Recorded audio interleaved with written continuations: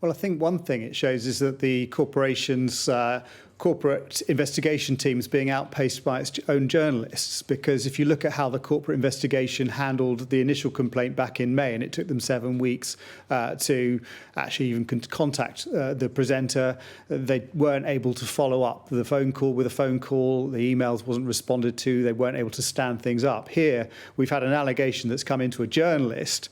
They've been able to verify the phone number, they've got hold of the messages, they've spoken to the individuals concerned, they've tried to get hold of the presenter to get a response, they've spoken to their lawyers. It's all happened very quickly, and that's what I mean, the BBC essentially being outpaced. The Director General asked about this earlier this morning, about whether or not there would be other allegations. There were other allegations. He couldn't answer that.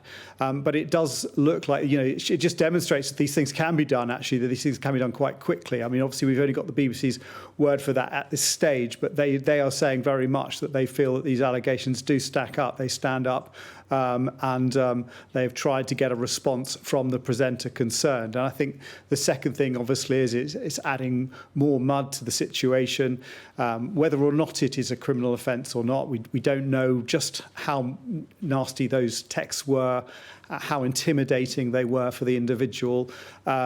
We don't know the exact circumstances of what was said at this stage, but it does make it more difficult, I think, as Sadie was saying, for this thing to just remain as it is as a status. I think for a while it was thought, well, maybe now there'll be a pause, the BBC pausing its investigation, there'll be a pause while the police do their investigation, and maybe not much would happen. And yet here we are, there's another twist. It's quite a different twist to the one we had yesterday, because in a sense the one yesterday was more in the BBC's favour. Here was the young person who was featured in the Sun article saying that nothing had happened, that there was no criminality, there was nothing untoward, using their lawyer to make that statement. But in some ways, even that has caused problems for the BBC now, because when the Director General was asked, well, do you know whether the presenter had contacted the young person about this, maybe even paid the lawyer's fees, the Director General wasn't able to answer that question.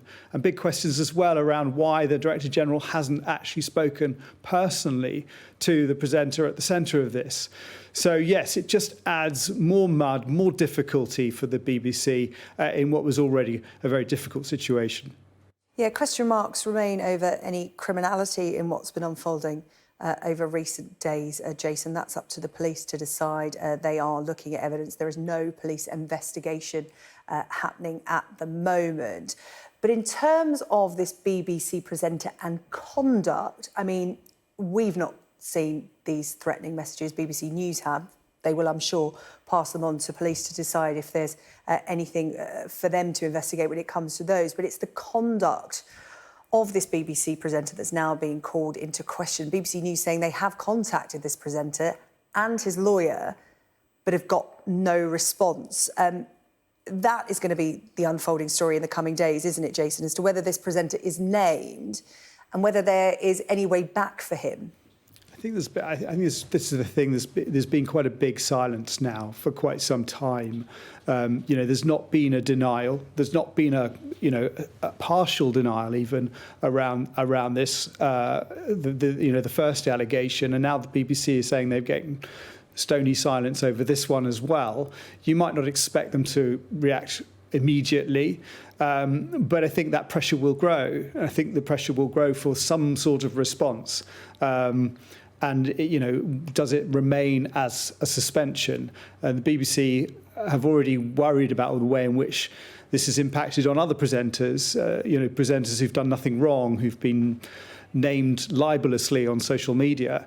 So there are a lot of things that kind of hang around this allegation. And if there's one, I'm sure there will be people looking for others as well. So is this the beginning of a proof of a kind of a way in which this presenter has been behaving over a period of time with other people, and whether there are more allegations. Obviously, the Director General was asked about that and wasn't able to answer that question and didn't want to answer that question at this stage. So we don't know whether there have been other formal complaints against this presenter at this time. That's not being revealed. And I think whilst there is so much uncertainty around this story and still so much not even made absolutely clear about the things that have been put out there by the Sun newspaper. Not all of those things have been made clear as to exactly what the BBC knew at exactly what time.